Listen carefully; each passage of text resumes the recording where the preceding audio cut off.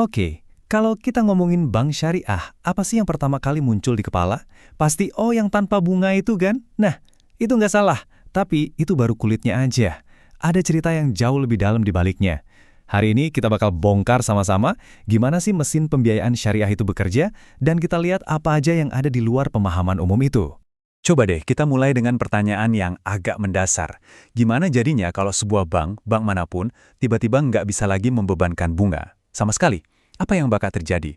Pertanyaan ini kan langsung menantang semua yang kita tahu soal cara kerja bank ya kan? Nah, jawabannya itu ternyata membawa kita ke sebuah pergeseran konsep yang besar banget. Yang tadinya hubungannya itu pemberi utang dan penerima utang, sekarang jadi hubungan kemitraan, partner. Inilah inti dari semua yang akan kita bahas. Oke, jadi karena pergeseran konsep itu tadi, lahirlah sebuah sistem bank yang cara kerjanya, ya beda banget dari yang biasa kita kenal. Yuk kita lihat apa sih yang bikin sistem ini begitu unik. Kata kuncinya di sini satu, akad. Atau, ya gampangnya, kontrak. Jadi beda sama pinjaman biasa, setiap satu transaksi di bank syariah itu dasarnya adalah sebuah kontrak yang spesifik. Dan kontrak ini punya aturan main yang jelas banget, yang didasari sama prinsip-prinsip etis. Nah, aturan mainnya ini punya 3 pilar utama, atau lebih tepatnya 3 larangan inti. 3 hal ini yang jadi fondasi dan ngebedain keuangan syariah. Yuk kita lihat satu persatu. Yang pertama, dan ini yang paling kita sering dengar, adalah riba. Gampangnya, ya ini bunga. Intinya, ada larangan untuk dapat untung cuman dari meminjamkan uang. Jadi, uang itu dianggap sebagai alat tukar, bukan barang dagangan yang bisa beranak pinak sendiri. Tujuannya apa? Ya untuk mencegah eksploitasi dan memastikan keuntungan itu datangnya dari kerja nyata, dari aktivitas ekonomi beneran. Yang kedua ada larangan gharar. Ini soal transparansi. Maksudnya, setiap kontrak itu harus super jelas. Nggak boleh ada yang abu-abu atau nggak pasti.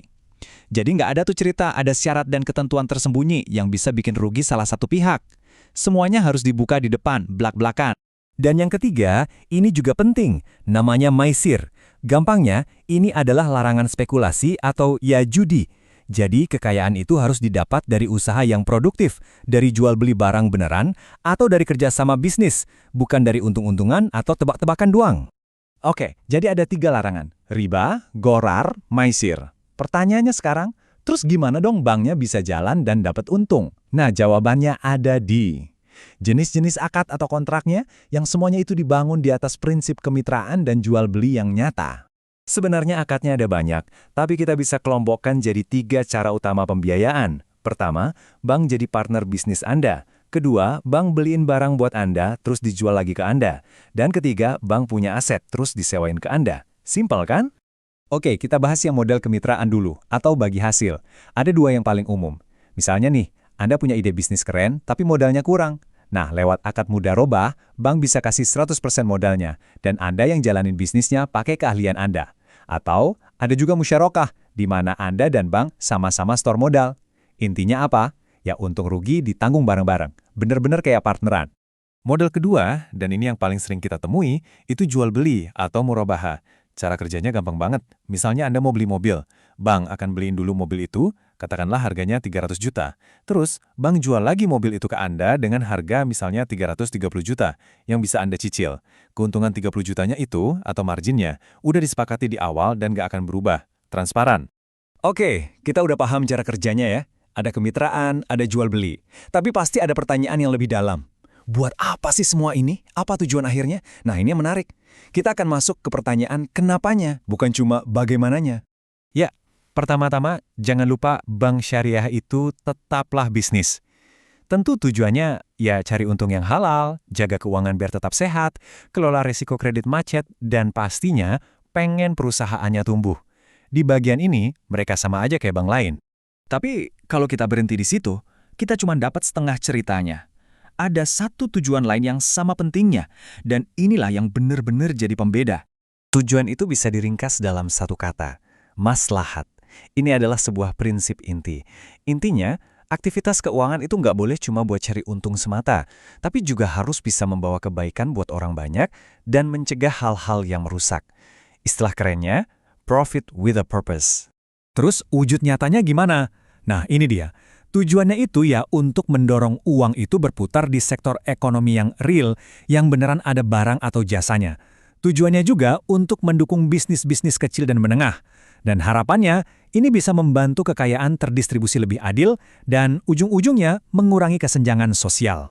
Oke, kita udah bahas fondasinya, aturan mainnya, cara kerjanya, sampai tujuannya. Biar makin jelas, yuk kita bandingkan langsung head to head. Kalau kita kerucutkan, perbedaan paling dasarnya ada di sini. Di cara mereka memandang hubungan dengan nasabah. Bank syariah melihatnya sebagai kemitraan. Sementara bank konvensional ya, modelnya debitur dan kreditur, alias utang piutang. Nah, tabel ini ngerangkum semuanya dengan jelas banget. Kita lihat ya, soal imbalan. Yang satu pakai bagi hasil atau margin, yang satu pakai bunga. Dasarnya, yang satu itu kontrak kemitraan atau akad, yang satu perjanjian pinjaman. Risikonya, di syariah dibagi bareng, di konvensional, ya ditanggung nasabah. Objeknya juga beda. Yang satu harus ada aset realnya, yang satunya lagi ya uang itu sendiri. Dan yang paling penting, orientasinya profit plus kebaikan publik versus profit semata. Jadi, kalau boleh ditarik satu benang merah, poin terpentingnya adalah ini. Sistem keuangan syariah itu selalu dan harus selalu terikat sama aktivitas ekonomi di dunia nyata. Harus ada proses jual-beli, sewa-menyewa, atau bangun sesuatu. Uang nggak bisa cuma diam dan menghasilkan uang lagi. Dia harus bekerja.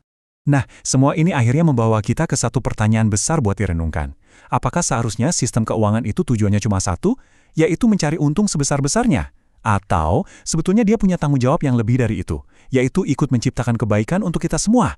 Ini pertanyaan yang menarik untuk kita pikirkan.